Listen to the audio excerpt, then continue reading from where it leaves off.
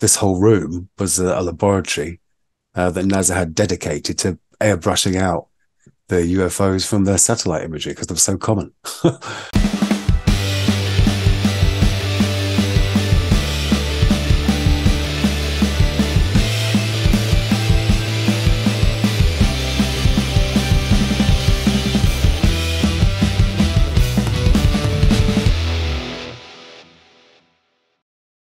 The hangars are all connected together, and there are large bay doors between each one. And there were 9 total that I saw, each one being different.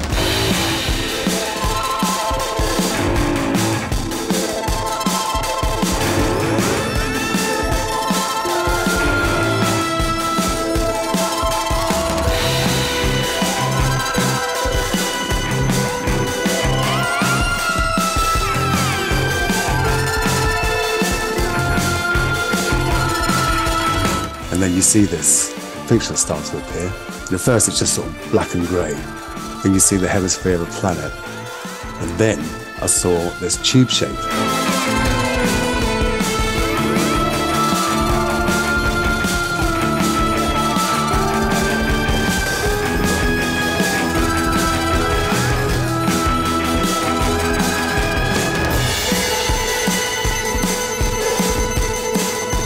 So it was only later on that it turned into facing 70 years in an American jail and being threatened with Guantanamo Bay. Is whether Mr. McKinnon's extradition to the United States would breach his human rights.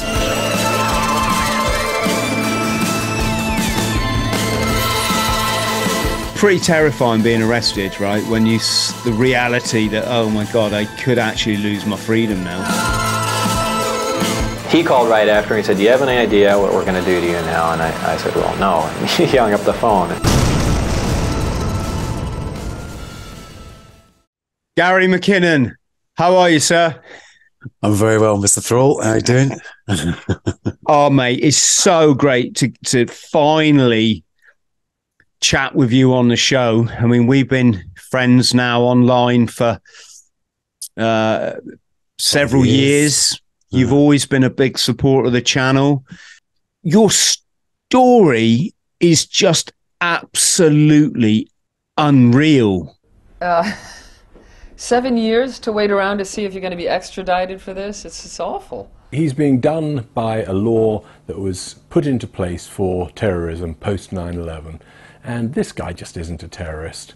You know, it's mad to sort of treat him as if he's a fully blown terrorist sort of chap. Let's take it from the beginning. What computer system did you have back then? An early PC, a 386 maybe. Oh no, Pentium, 56K dial-up modem. So quite slow. You know, it took about 5 minutes to download 1 megabyte. What was it we had at school? Like was it Acorn we used to have or something? BBC micros and Did you get into computers then? I did. I think I had one of the first Ataris when it had the little membrane keyboard, and that Atari 2600 video game console, you know, playing tanks with a joystick. That was probably late 70s, early 80s. And then, then I got a proper computer, and still an Atari, a little BASIC cartridge, started loads of programming BASIC, and yeah, that was my start. That's when I got hooked on computers. How did it come around then? I mean, how does a person hack in to, what was it? Do you want to tell it? Was it the CIA and NASA? It was Army, Navy, Air Force, and NASA. Okay. Yep. And how did you decide that would be a good idea? Or and is it fair to say your Asperger's had a bearing in that decision? Or yeah, after the diagnosis, I was told that it's typical of Asperger's sufferers, or whatever you want to call them, to have these sort of truth crusades and feel like, you know, they're going to do something that will help the world, get some truth out about something. So that helped explain it a bit to me, because my mates at school always thought I was a bit weird. Used to call me robot because I was very still. and yeah, quite obsessive with things. I'd get into something and just, you know, try and knock it out of the park if I could for a long time. It's funny when we talk about personality orders, I'm not going to say disorder. Like, I'm always getting accused of having a few. People think I'm ADHD and all this sort of stuff. Yeah, a couple of psychologists that analysed me, they said that they thought I showed signs of ADHD and a little bit of bipolar, but they love their labels, don't they? You know. Have you ever heard of Da Vinci syndrome? No. Or Da Vinci personality? It's basically what they reckon Leonardo da Vinci was, because he was a genius, wasn't he? Yeah. But apparently it's people that get onto things like projects that they want to, and they just go hell for leather for it. You know, they'll work like 48 hours in a row because they just love. And then when the product's like almost finished and they prove that they just lose interest. and that's, I'm no genius, but that sounds like me, that part. Yeah, somebody said to me, "Hey, Chris, you realise you're just like a typical Da Vinci personality. Very, I think, in touch with your right brain as well. Having Asperger's, do you think you weren't able to think of the consequences?" I knew the consequences. Apparently, I'm quite low on the spectrum. You know, not sort of full blown autistic. But the consequences in our country would have been 6 months in prison at worst under the Computer Misuse Act, 1995 or 6, whatever it was. And at best, a few weeks community service. So it was only later on that it turned into facing 70 years in an American jail and being threatened with Guantanamo Bay and being prosecuted under Military Order No. 1, secret trials, no press allowed. It just got, you know, ridiculously off the scale. And how old were you when you did the hacking? 36 when I got arrested, so about 35 when I started. Gaz, you can tell your story. Were you looking for UFO evidence? That's what I think I heard. Yep, obsessed by UFOs. And I'd read a book by a bloke called Stephen Greer called The Disclosure Project. And he did amazing work. He had about 400 witness testimonies. And these were people, they were in, you know, civilian air traffic control, military radar operators, some were in the CIA, some were in the DIA, the Defense Intelligence Agency. Some were responsible for whether or not to launch nuclear missiles, Strategic Air Command. So some really credible, serious men and women.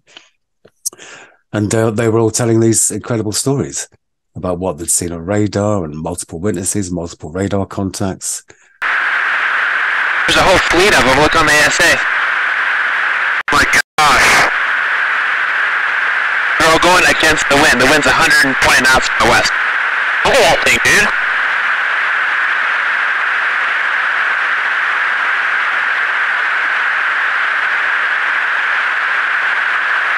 That's not our LNS though, is it? It's not. That is an LNS, dude.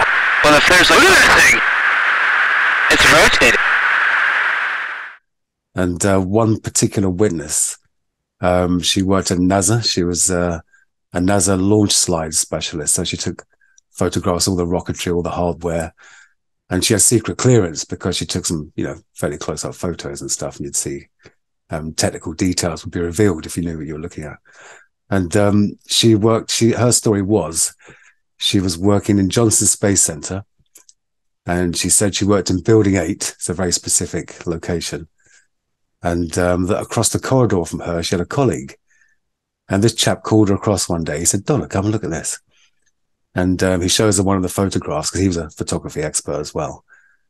And he says, he points to this, it's a high-res satellite imagery and of the Earth. And he pointed to this big white disc in the photo above the trees. And this is the days of analog photography. So she said, "Oh, is it a blob on the emulsion? You know, the way they used to develop it, putting it through the silver water." And he said, "Yeah, but Donna, blobs in the emulsion don't have shadows." And then he pointed out the shadow that was conforming to the terrain beneath. And he said, "It's a flying saucer." And his job, this whole room, was a laboratory that NASA had dedicated to airbrushing out the UFOs from their satellite imagery because they're so common. They saw them all the time, yeah. And because NASA sells on the imagery to universities and stuff, they had to have this airbrushing lab to remove any sign of it. Mm-hmm. And so I thought, well, crikey, that's very specific. Johnson Space Center. I was either already in Johnson Space Center with the hacking, or I've definitely been in other space centers. And the technique I used to get in was blank password scanning. There was no security whatsoever. They had no firewalls. You know, if you log on at an office, your name's Chris, your password's Royal Marine. They had literally no password. It was blank. So I wrote a very simple script in a programming language called Perl. And it could scan like 65,000 PCs in about 8 minutes once I was on a fast network. And it would retrieve all the PCs with blank passwords, but then I'd have to manually connect to them to have a look. That was a slow part, searching the files, etc. So I did that same technique on Building 8 on Johnson Space Center. Used various Windows admin commands to strip out all the machines that were actually in Building 8.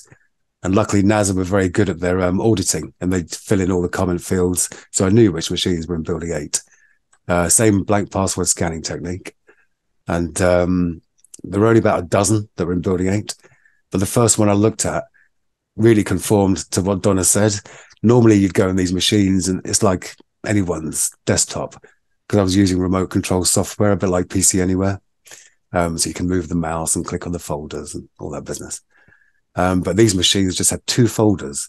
One was called raw and one was called processed, or filtered and unfiltered. And I thought, well, this sounds like just what she said. You know, in comes the pictures with the UFOs in them, and out goes the processed ones where they've airbrushed them out. And I double clicked in that folder, and I'm looking at the picture files, the image files, and they're in a proprietary NASA format, not JPEGs or GIFs or anything I was used to. And so I realized I didn't have this software to look at them. And also they were like 200, 300 megabytes in size, really big files for the day, because it would take 5 minutes just to download 1 megabyte. So hours and hours for me to download one of these. So my only option, and I was conscious of time as well, in case, I got caught, was just to double click on one and see it appear. The associated software would launch. But because this application I was using was very slow, I had to turn down the color to, I think, maybe 2-bit or 4-bit color, turn the resolution down to about 640 by 480. Mm-hmm. And then you see this picture start to appear. And at first it's just sort of black and gray. Then you see the hemisphere of a planet. And then I saw this tube shape appear.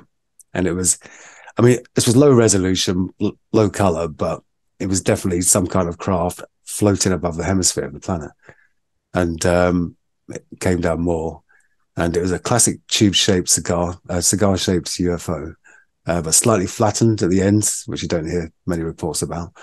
But it did also have, the only thing that looked man-made about it was, like the radar stations at Menwith Hill look like golf balls, the sort of geodesic pattern. It had those on it, above and below, and to the left and to the right. And but it had no seams or rivets or panels or writing or exhaust ports or rockets or engines, anything like that. So it looked either not man-made or really futuristic, like some kind of secret technology. And so this was my eureka moment. I'd confirmed Don Hare's story. I was getting a picture. I was thinking, I can send it to the newspapers. I can do all this, do all that, blow it all out of the water. And then someone was on the bloody machine, weren't they? I saw the mouse move over to the bottom right-hand side where your clock is. And he brought up the LAN icon, local area network icon. He right-clicked, pop-up menu comes up. He chose disconnect. And that was me, shut out. Wow. So yeah, it's my eureka moment, but also my oh shit moment, Let's come on, Gaz, and talk about how they tracked you. I'm guessing IP address or something, but UFOs. So 3 things come to my mind. Either like a NASA project, an actual vehicle that they've designed, or some military industrial type vehicle, or an interdimensional vehicle from the multiverse, as it were. Yeah. Or an actual like physical geographical vehicle that goes from one planet to another. What What do you think we could be talking here? Coupled with the only other document I found was a spreadsheet on I'm pretty sure it was on a Navy system. And this spreadsheet was called non-terrestrial officers, which got me, very excited. And it had lists of people's names, lists of ships' names, an Excel spreadsheet with multiple tabs. And it had lists of exotic materials like barium titanate and strontium and, some I couldn't even pronounce, like molybdenum. I still can't pronounce that one. Really weird, like heavy metals and strange, just really strange stuff. And ship-to-ship transfers, fleet-to-fleet transfers, loads of tabs on this. And I thought, well, non-terrestrial officers, I don't think it is little green men. So I surmised in the end that coupled with the image, that maybe there's a secret space force, basically. And that's what it pointed to, rather than, aliens. Could they keep something like that a secret? Yeah, I'm sure they can keep secrets. I mean, lots of these people, they work as well on what they call SCI, secret compartmented information. So everyone does a part of the job, but no one's got the big picture. And also, they sign the American version of the Official Secrets Act. So you're in a world of shit if you spill the beans. And so going back to how did they track you? How did you know that you were really in the shit? Yeah, I got a bit, the old ego started running away with me. I thought, God, this is way too easy. This got a bit of megalomania set in. And I started being sloppy because I used to cover my tracks. I'd like hack into an American library or, something at a university, and then from there to somewhere else. And then from there into like a low level military network, like a logistics or support or something. And once you're on those networks, the other networks automatically trust you because you're coming from a military IP. But I started just doing a direct connection or just one jump or two jumps. And so I'm pretty sure that's how they caught me. And I was using different dial-up accounts at the time. AOL was popular. There were other ones. And they never actually told me how they caught me, but I think it was British Telecom I was using at the time when I was caught, British Telecom dial-up. My girlfriend's, unfortunately, she wasn't happy about that. And all they had to do was say to British Telecom, oh, we had this IP address on this date at this time. Can you tell us who the owner is?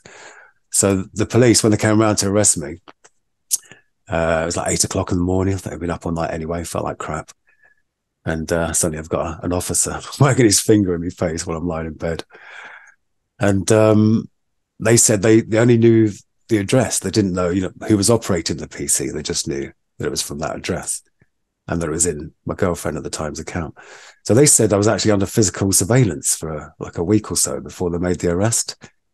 But they soon realized that whoever it was hardly left the house.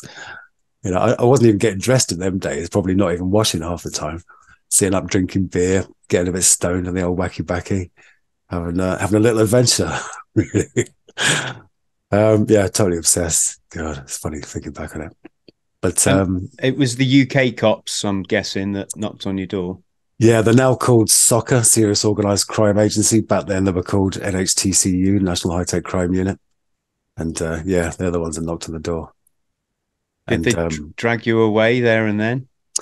Yeah, they did a big search first, and I had about 6 PCs in the kitchen at that point. I was fixing 4 of them for mates, and 2 of them were the 2 I used.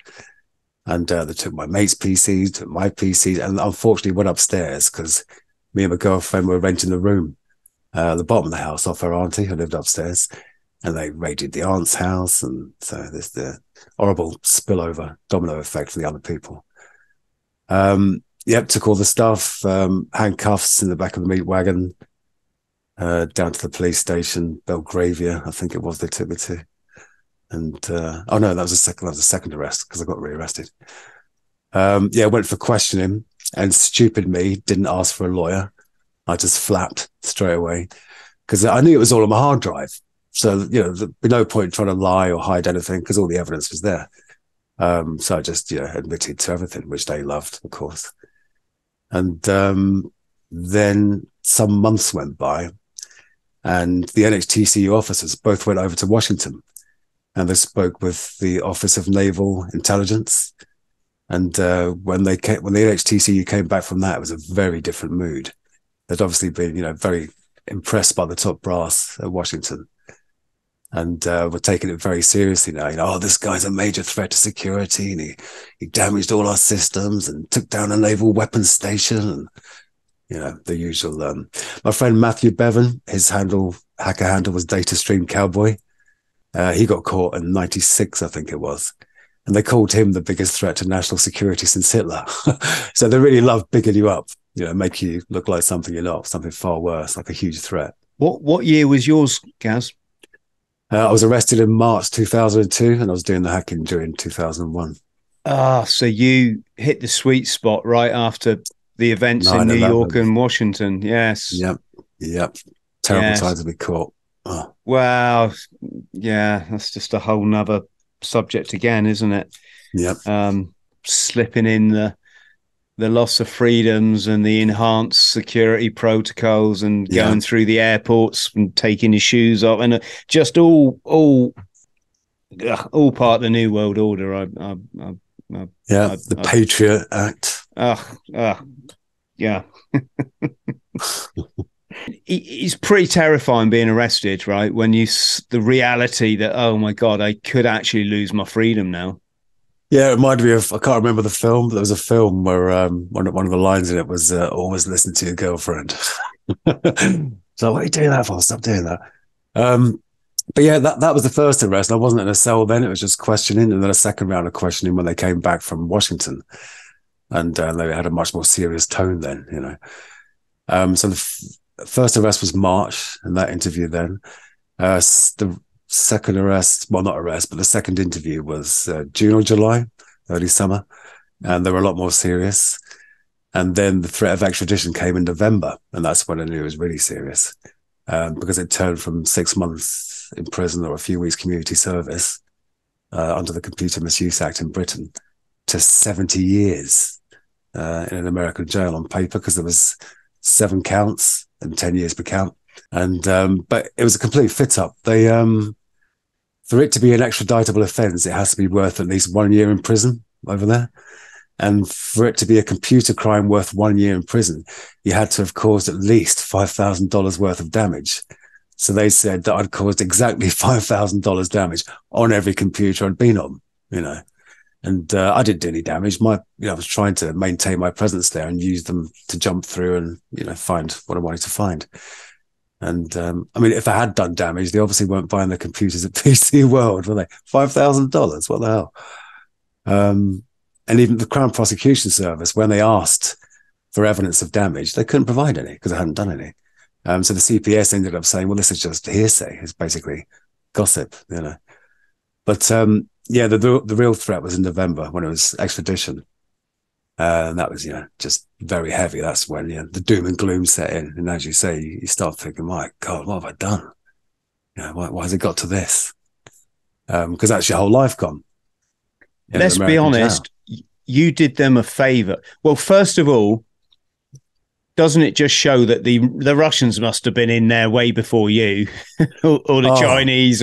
I mean, these people aren't stupid. This is their bread and butter. So clearly, it's not confidential. They're all. I think all the countries are controlled.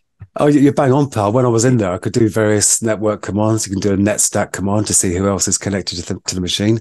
Turkey, Holland, all the European countries, because there was no passwords. So I was definitely not the only person on there, because it was that bloody easy. And so God knows what other foreign governments were doing. Exactly. And any judge with an ounce of humanity, which, let's be honest, I don't know how many of them have any, but would just say, listen, son, you've actually done us a favor. You've shown that we've got a back door here that we need to shut. You're just a very kid. Widespread one. You're 35. There was no malintent. That's the human way to go around it. Yeah, that would have been the British way. Yeah, 70 Definitely. Years. It just makes a mockery of the American system, doesn't it? Yeah, but as you pointed out earlier, because it was right after 9/11, they really wanted a poster boy for this, because if you read, there's a government report by the General Accounting Office every year, and they get like $250,000 attacks and or not attacks, but maybe just, you know, penetration attempts or whatever, but they call them attacks. And every year they're never up to scratch. They're never up to scratch according to the federal guidelines set down for military and government computer networks. So, yeah, I mean, I'm sure they did take it as a lesson, but they really wanted revenge as well. And to have a poster boy to say, look, this is what happens to you if you do get caught. And even better that I was British because, you know, we're an ally, supposedly. So they could say, we don't care if you're from an ally country, you're still going to get your ass kicked and heavily punished. So it was a bad time to be caught. Mate, you should have gone and hid in a cave in Afghanistan and then you'd been all right. What was the stress like? I mean, I've had things where, I mean, I've had a work tribunal and just being suspended from work, and then you've got to fight your case and which I did win, actually, just in case anyone's wondering. But I just remember the stress was through the roof, and I hated the fact that other people I wasn't as spiritual as I am now. And so back then, you know, other people, they could stress me out, and it was awful. We're waking up like 3:30 in the morning, just wide awake, wired on stress. And that sounds familiar. And you went through 10 years of it. Yeah. Lots of beers. Yeah. I mean, what I could afford to, because of course I lost my job as well. I lost the girlfriend, lost the job, lost the flat. Then I was on the dole. I was on the dole for 10 years. I don't know anyone else that's managed that one, but they were very sympathetic at my local signing on office. But yeah, so, you know, used to get me gyro, king for a weekend, get absolutely smashed, try and forget all about it. But yeah, I mean, you know, stress is stress, whether it's relationships, your mortgage, your money, or government. We all experience the same stress if it's something serious in your life. But the worst thing about this was how long it went on. And the news, you know, the news just got badder and badder every time through the appeals process, lost again, got to reappeal, blah, blah, blah. I don't like banging on about, you know, how bad it was for me because, you know, there's other people have gone through a lot worse. Because it was over a long time, it just gradually wore away at you. Because I've always been pretty chilled and, you know, not bad at coping with stress. But the length of time as it wore on, it was just worse and worse. And eventually in 2008, I gave up. Basically, I thought, oh, this is just, I'm going to be taken over there. And I did some research and I bought potassium chloride, which is one of the 3 chemicals used in the lethal injection.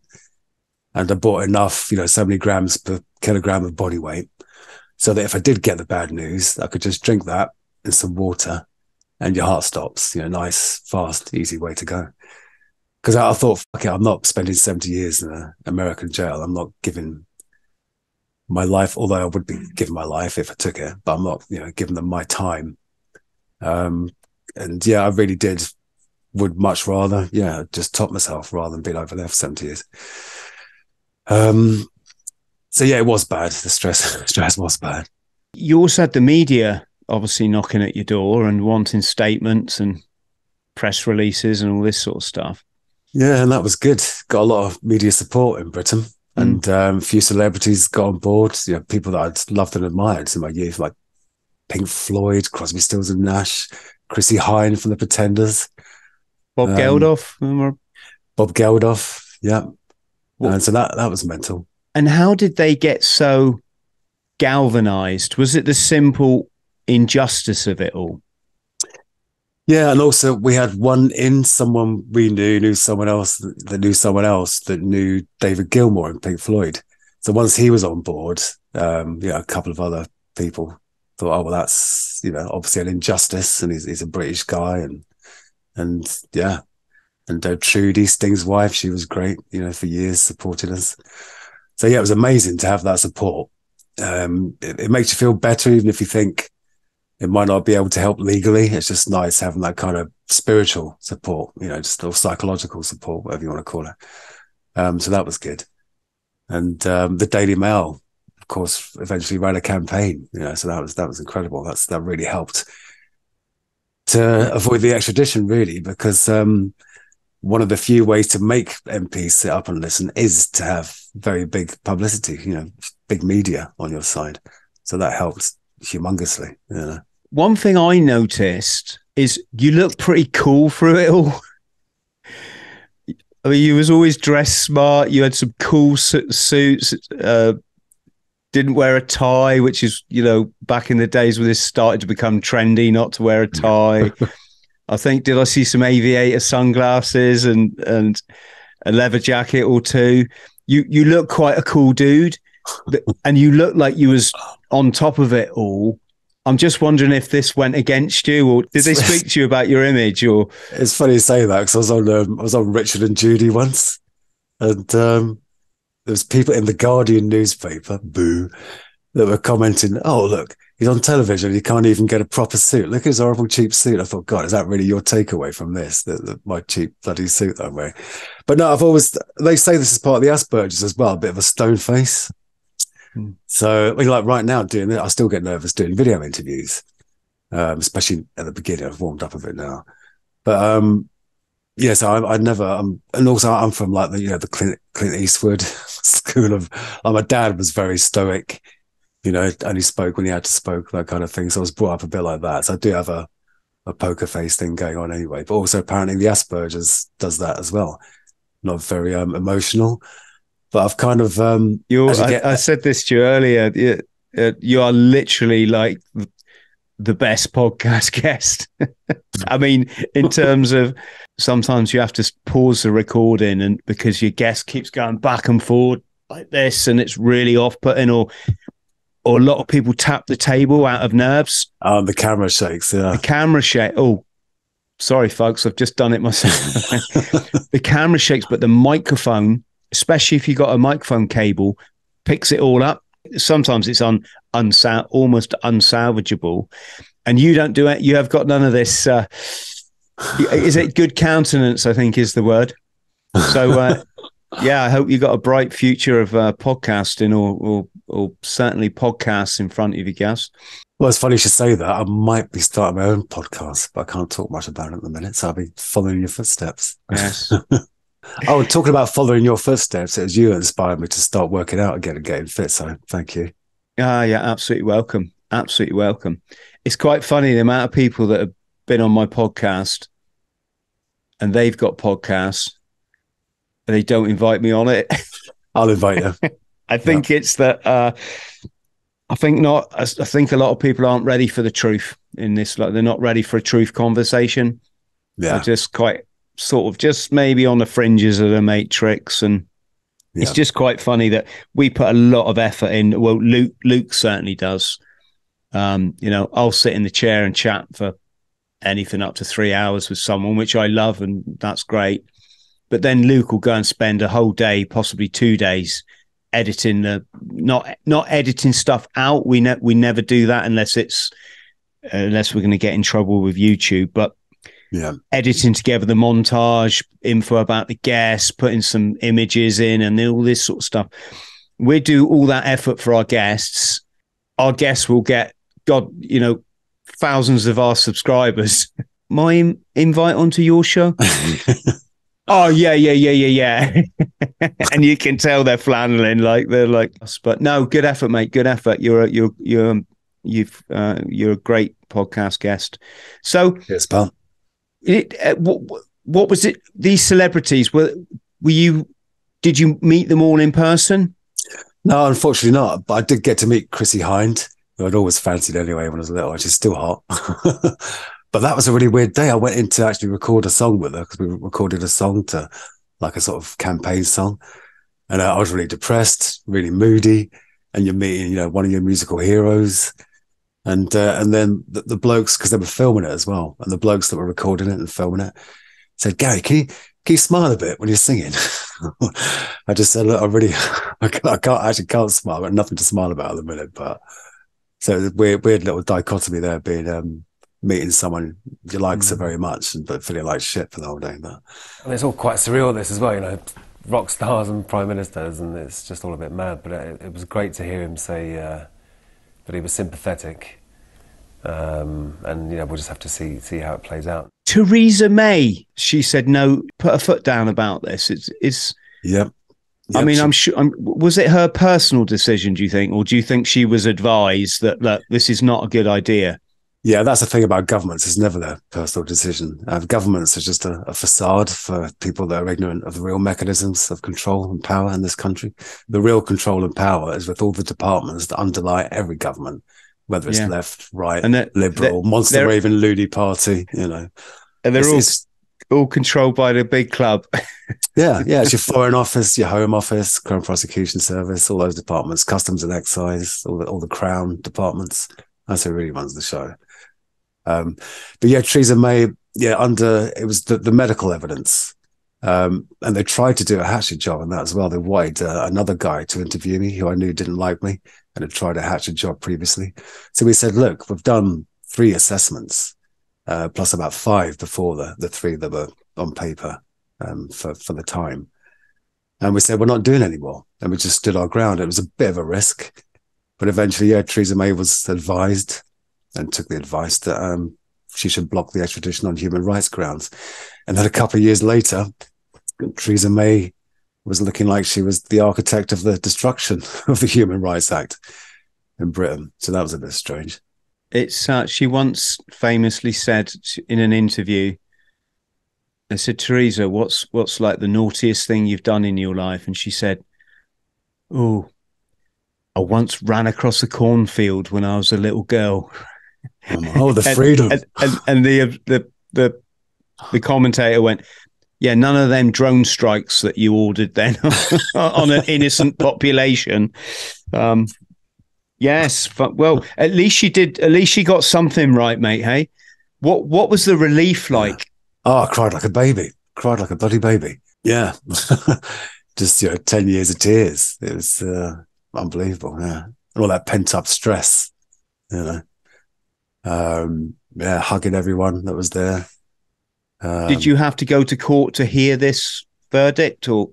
No, I got it on the phone. Then I think an hour later it was announced on television. Bloody hell. And I have to mention Karen Todner, my lawyer, because she was bloody amazing. She stuck with us for 10 years, appeal after appeal, judicial process after judicial process, never gave up. Incredible woman, incredible lawyer. And you've got no sort of right to recourse, have you? Because as far as the Yanks are concerned, you're still they still want you. You're still guilty. So it's not like you can sue them for 10 years of that amount of stress. We know what it does to the human body and the lingering effects it has in our mind. Yeah, I don't know if it's the sort of thing you could sue people for, but I wouldn't want to anyway. Another long court case. Yeah, of course. Just sometimes best to move on. Yeah, definitely. We chatted briefly, didn't we, about this Chat GPT, which I keep one of my friends keeps asking me about. And do you have any views on algorithms and Silicon Valley software? Yeah, I was programming AI in the 80s with the early neural networks, and I haven't used ChatGPT yet, and haven't looked at the code. But there's no such thing as artificial intelligence. It's very impressive, and if you don't know how it works, it can look intelligent, but it's not. It's basically large-scale pattern matching with very highly optimized search algorithms. But it can produce stuff that really does wow you, whether it's graphical or it's text, like ChatGPT. So yeah, it is impressive, but I just hope we get some good uses for AI. They do use it in medical for early recognition of breast cancer, stuff like that. So that's the good uses. Yeah. ChatGPT, I know, is going to be huge commercially because it basically can write content about anything for anyone. So goodbye copywriters, they're going to be out of a job. And that's the worst thing about AI and robots, isn't it? It's people losing their jobs. Yes. Just for our friends at home, just to explain to you, if you're not aware of what Chat GPT is, which is the next big thing from Silicon Valley, it's it's basically a computer program that anyone can access. I think you have to set up an account, and then you can speak into your microphone or type a question in on your keyboard and say, Chat GPT, write me an essay on the difference between seals and sea lions, but do it in the style of William Shakespeare. And you will get back within about something crazily, a few seconds, this whole 3,000 word essay written in the style of, so it would be, oh, wherefore art thou sea lion that is different to thou seal, thus not, and it students are already using it to cheat their university assignments, because you can't tell this has been written by a machine, apparently. Joseph Paul Watson did a video the other day which highlights the where this is going to be used against us. And as I was explaining to Gaz earlier, he asked it some questions such as, could you provide me with a damning indictment of Joe Biden, President Joe Biden? And the response from ChatGPT was, no, sorry, we're not allowed to, persecute individuals. It's against our policy. And then Joseph asks it, could you give us a damning indictment of Donald Trump? Donald Trump is a misogynistic, woman abuse. It clearly, just in the same way Google is clearly biased, Gaz, hey? Absolutely. Yeah. I mean, I work in search engine optimization, getting people's websites to the top of Google for their product or services. And it won't give you, because normally you can look up how many people search for a given thing. It gives you the monthly search volume. So, 10 million people might be searching for red leather shoes every month or whatever. But if Google thinks that your particular market is nefarious or bad for some reason, like I had one client run an escort agency. It won't give you search volumes in escort agencies. It won't give you search volumes on CBD oil, although that may have changed now, I'm not sure, or cannabis, or, So they do act like the BBC, a bit of a nanny state thing going on, like they're the gatekeeper of what's right and what's wrong and what you can and can't see. It's all stacked against us, but I think it all comes so incrementally, so slower than people can perceive. We're used to doing stuff day to day, and if we want change, like we want it tomorrow, you decide to buy a new car, you don't do it incrementally over like a 40, 50-year period. You just want it now. Whereas the controllers, they play a very long game from what I can see. We're talking like over centuries. Absolutely. Yeah, because they have the history to look back on. Yes. And, a lot of them, public school educations, much better educations than we get in the state. So the memory of government is very long, as you say, centuries, if not millennia. Whereas we just live generation to generation. All we know is what our mum and dad told us. I think also when you buy into the doctrine of, if we call it the dark side, there must be something in there that your efforts still come to fruition, even though you'll be dead long before, for example, the New World Order has finally put the capstone on its pyramid. There's something there that drives people to be part of this long-term experiment, even though they're going to be dead long before it, long before we're all enslaved. There must be they're getting, I don't know if they think they're getting closer to God or something, or power, recognition, place in the history books, that sort of thing. Yes. So one final thing, Gaz, this made me smile. You put was it on photo on Twitter of you and your mate stoned? It just brought back memories, I think, of every youngsters when they're up in their bedroom, like blowing it out the window, big red eyes. Yeah, massive pupils. Yes, but do you look back at those days with fondness? Or? Oh yeah, Yeah. Yeah. I'd always dabbled in drugs, LSD, mushrooms. Yeah. Mind expanding in moderation. But obviously, I've known a couple of people that have gone too far and gone on to harder things for longer. And two of my friends died of smack, heroin overdose. Yeah. Don't go too far and make it all about the drugs. For certain people, especially those that come from quite a traumatized background, this, I don't want to keep saying the keywords, but like that way of life can unlock certain qualities that you didn't know you had, or certain talents, and help you frame trauma in a more productive way so it just doesn't control you for the rest of your life. But then for those of us we're also predisposed, those kind of people are quite predisposed to addiction because of the nature you're escaping from this underlying trauma that constantly has you in its grip. And that's why you see people, they go past the honeymoon stage, don't they? It's like, totally. It was good back in the day. We've all moved on, but you're still like, and yeah, because for a while it gives you an answer, doesn't it? It gives you a place to hide, a different outlook. Yes. Gaz, look, this has been a great chat. Is there anything you need to promote? Do you offer your computing services or your internet services to? That sounded a bit wayward then, didn't it?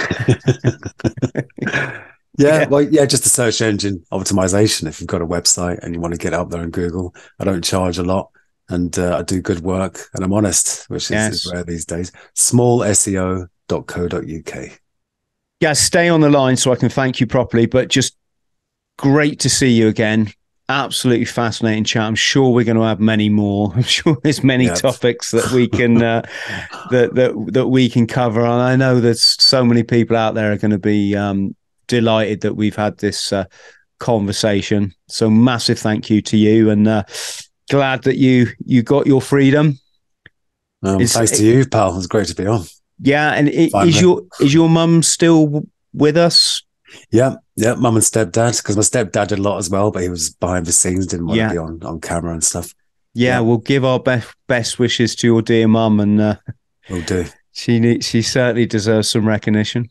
Cheers, Chris. Lovely. As do our wonderful subscribers and friends out there who are watching this. If you could like and subscribe, folks, if you're not, click the notification bell. We just try to bring you the best content we can. We have the chats that not a lot of other people have. And we certainly try to do them in the most interesting way. Much love, everyone. Thank you. Cheers, Chris. Cheers, buddy.